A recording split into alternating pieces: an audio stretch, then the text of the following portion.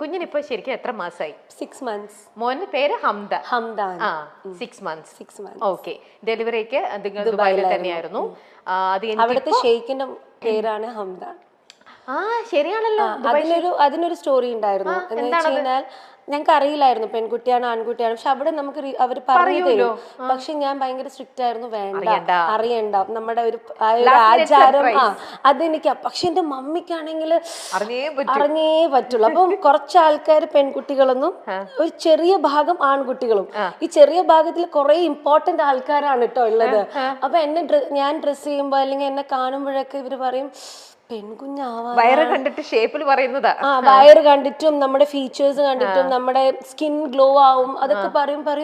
അയ്യോ ഇവള് പെൺകുട്ടിനെ പ്രസവിക്കാൻ പോകുന്നൊക്കെ പറഞ്ഞു. എന്റെ 7ാം മാസം കഴിഞ്ഞപ്പോ എല്ലാവരും പറഞ്ഞു പെൺകുഞ്ഞാണെന്ന്. വെരി റെയറിൽ ആൾക്കാരാണ് ബോയ് എന്ന് പറഞ്ഞത്. അങ്ങനെ ഞങ്ങൾക്ക് അറിയില്ലായിരുന്നു ഇത് ആണാണോ പെൺകുട്ടി ആണെന്ന് അറിയില്ല. ഡോക്ടറിനോട് ചോദിക്കുമ്പോ ഞാൻ മമ്മി സ്കാനിങ്ങിന് വരുമ്പോ പറ്റില്ല എന്നൊക്കെ.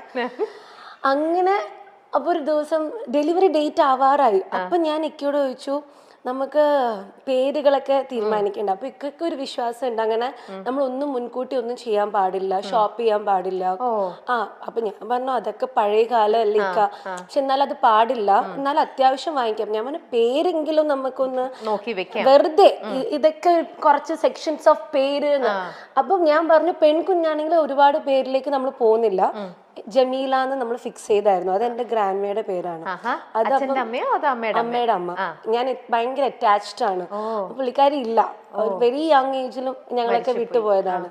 അപ്പം ഞാൻ എന്റെ ബ്രദറിന്റെ മോളായപ്പോഴും ഈ ജമീല പേരെടുത്തപ്പോ ഞാൻ പറഞ്ഞു സമ്മതിക്കില്ല, അത് എന്റെ മോൾക്ക് മാത്രമുള്ള പേരാണെന്ന് പറഞ്ഞു. അപ്പൊ അതിനൊരു കൺഫ്യൂഷൻ ഇല്ല. ആൺകുഞ്ഞാവുമ്പോ ഞാൻ വെച്ച് എന്താടാ. അപ്പൊ ഞാൻ ഇക്കയോട് വെറുതെ പറഞ്ഞു എനിക്ക് ഹംദാനെ ഭയങ്കര ഇഷ്ടമാണ്, അവിടുത്തെ ഷെയ്ഖിനെ. അതെന്ന് വെച്ച് കഴിഞ്ഞാൽ ഞാൻ ഇക്കനെ ആദ്യമായിട്ട് കണ്ട സമയത്ത് ഞങ്ങൾ പുറത്തു പോയപ്പം ഞാൻ ചോദിച്ചു ഇതാര് ഈ ഷെയ്ഖ് എന്ന്. ആ ഷെയ്ഖിനെ കാണാൻ ഭയങ്കര ഭംഗിയാ, മൊഞ്ചനാള്. ഞാൻ പറഞ്ഞു ഈ ചെക്കനെ കാണാൻ എന്തൊരു രസമാണെന്ന് അറിയോ, ഇതുപോലത്തെ വല്ല അറബീനെ കിട്ടുകയാണെങ്കിൽ ഞാൻ കെട്ടായിരുന്നു. അന്ന് എനിക്ക് ഇക്കയ്ക്ക് ഒന്നും ഇല്ല കേട്ടോ, ഞാനൊരു ഗോൾഡൻ വിസയുടെ ആവശ്യത്തിന് പോയതാണ്, ഒരു ഫംഗ്ഷന് പോയതാ. അങ്ങനെയാണ് എനിക്ക് ഈ ഹംദാനെ ഷെയ്ഖിനെ എനിക്ക് പരിചയം, ലൈക്ക് ഫോട്ടോയില്. അപ്പൊ ഞാൻ ഇക്കയോട് തമാശക്ക് പറഞ്ഞു ഇക്ക ഒന്നെങ്കിൽ സൽമാൻ ഖാൻ അല്ലെങ്കിൽ അപ്പൊ സൽമാൻ ഖാൻ അല്ല സൽമാൻ.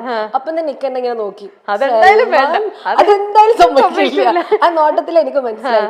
ഹംദാൻ എന്ന് പറഞ്ഞപ്പോ പറഞ്ഞു പിന്നെ നോക്കിയല്ലോ, ഓക്കെയാണ് പുള്ളിക്കാരൻ. അങ്ങനെയാണ് പേര് വന്നത്. അപ്പൊ ഡെലിവറി കഴിഞ്ഞ് ആൺകുഞ്ഞാന്ന് പറഞ്ഞപ്പോ നമ്മളിത് കുറച്ചു പേരോട് പറഞ്ഞിട്ടുണ്ട്, എങ്ങനെ ഇത് ന്യൂസിൽ വന്നതെന്ന് അറിയില്ല. ഹംദാനാണെന്ന് പേര് പുറത്തേക്ക് വന്നു. നമ്മൾ പറയുന്ന മുന്നിട്ട് ഫുൾ എല്ലാം നെറ്റിലിട്ടു ഹംദാനാണെന്ന്. അപ്പൊ ഡെലിവറി കഴിഞ്ഞപ്പോ ഇക്ക നീ ആരോടെങ്കിലും പറഞ്ഞായിരുന്നു? ഞാൻ പറഞ്ഞു ഇല്ല. പിന്നെ ഞങ്ങളുടെ ഒഫീഷ്യൽ പേരിൽ വേഗം തന്നെ ഫിക്സ് ചെയ്യേണ്ടി വന്നു.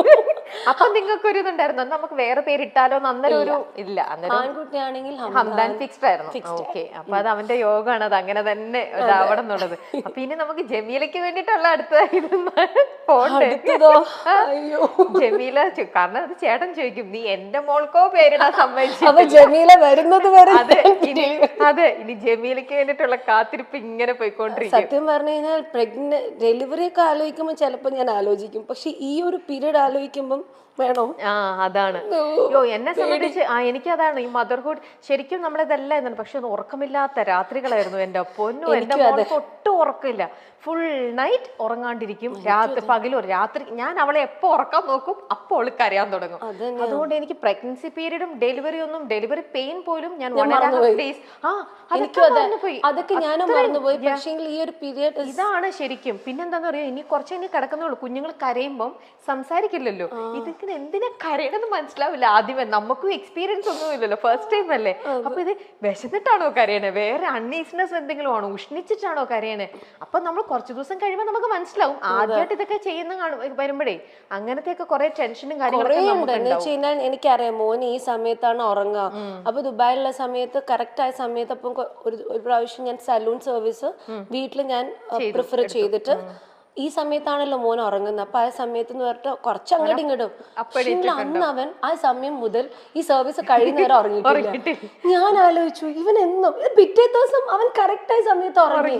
അപ്പൊ ഞാൻ ഹംദനോട് ചോദിച്ചു, എടാ നിനക്ക് അറിയായിരുന്നല്ലോ ഇന്നലെ എനിക്ക് ഇതൊക്കെ ചെയ്യണമായിരുന്നു എന്ന്. ലാസ്റ്റ് ഞാൻ ഫേഷ്യലൊക്കെ ചെയ്യുമ്പോൾ കുഞ്ഞിന്റെ ഇങ്ങനെ ആയിക്കൊണ്ടിരിക്കുക.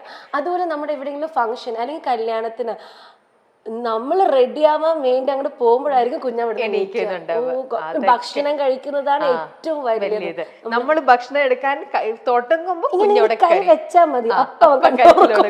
ഓ ഞാനൊക്കെ ആ ഒരു ഫേസ് അവസാനം ലിറ്ററലി വായിൽ തരുമായിരുന്നു. അമ്മയും നിക്കിലൊക്കെ വായിൽ ഭക്ഷണം അല്ലാതെ കഴിക്കാൻ പറ്റില്ല. അങ്ങനത്തെ ഒരു ആ പിള്ളേർ ശരിക്കും ഞാൻ ആദ്യമൊക്കെ ഇക്കിനെ വെയിറ്റ് ചെയ്യും. ഇക്ക കഴിച്ചതിന് ശേഷം അല്ലെങ്കിൽ ഇക്കയുടെ കൂടെ ഇരുന്ന് കഴിക്കും. കുറച്ച് ഇപ്പൊക്കെ എന്ന് വെച്ച് കഴിഞ്ഞാൽ ഇക്ക വന്നാലും വന്നില്ലെങ്കിൽ ശരി മോൻ ഉറങ്ങുന്നുണ്ട് അപ്പോഴേ കഴിച്ചിരിക്കും, എന്റെ പണി തീർന്നു. അപ്പൊ അങ്ങനെ ഹംദാന്റെ വിശേഷങ്ങളെല്ലാം കേട്ടു. ഇനി ഹംദാന് നമുക്ക് ഗിഫ്റ്റ് ചെയ്ത് നമ്മുടെ ഹംദാന്റെ അച്ഛന്റെ വിശേഷങ്ങൾ പറയൂ. ഇക്ക ഷാനിദ് ആസിഫ് അലി, മലപ്പുറത്താണ് വീട്. ഇതുപോലൊരു ഫംഗ്ഷന് മർഹബ എന്ന് പറഞ്ഞൊരു ഫംഗ്ഷൻ ഗോൾഡൻ വിസ പുള്ളിക്കാരൻ ചെയ്യുന്നുണ്ടായിരുന്നു. അപ്പം അങ്ങനെ ഒരു ആവശ്യത്തിന് ഞങ്ങൾ സംസാരിച്ചതാണ്. പക്ഷെ അപ്പോഴൊന്നും ഒരു പ്ലാനും ഒന്നും ഉണ്ടായിരുന്നില്ല. അങ്ങനെ നമ്മുടെ കൊറോണയുടെ സമയത്തായിരുന്നു. അപ്പം അത് കഴിഞ്ഞ് ദുബായിലെ ഫംഗ്ഷൻസ് ഒക്കെ തുടങ്ങി.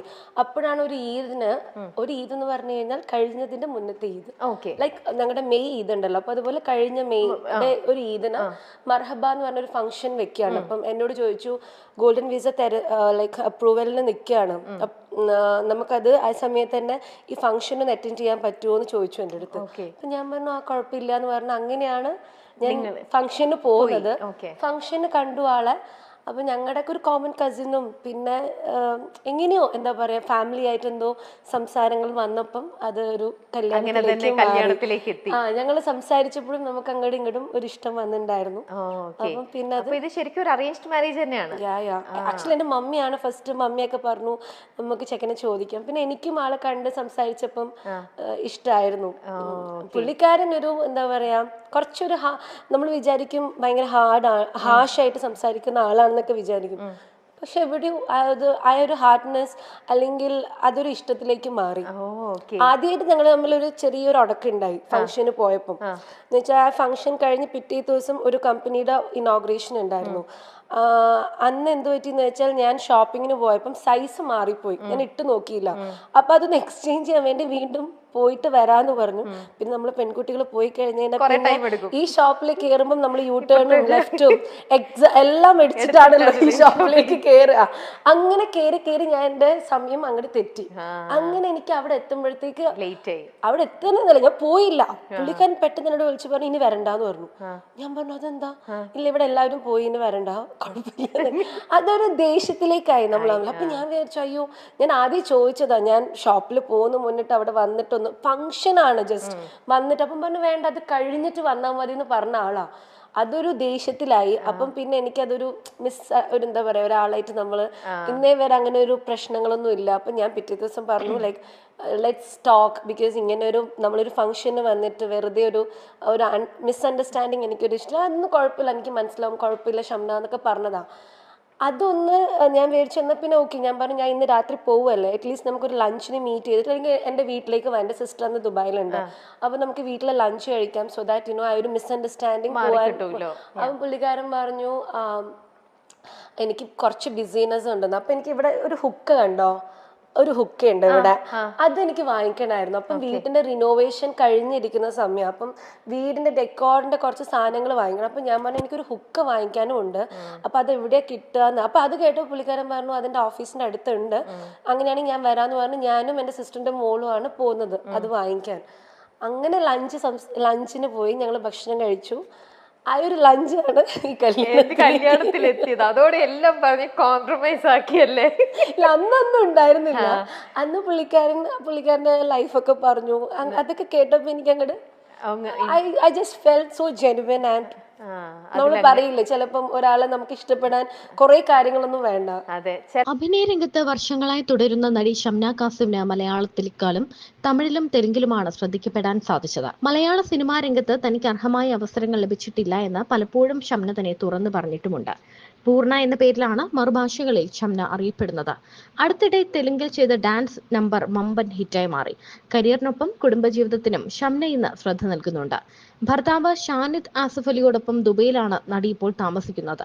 ഒരു മകനുണ്ട്. 2022-ലാണ് ഷംനയും ഷാനിദും വിവാഹിതരായത്.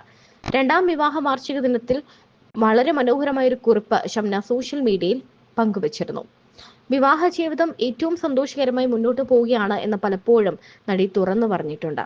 ദുബായിൽ ഡാൻസ് സ്റ്റുഡിയോ തുടങ്ങിയിട്ടുണ്ട് ഷംന.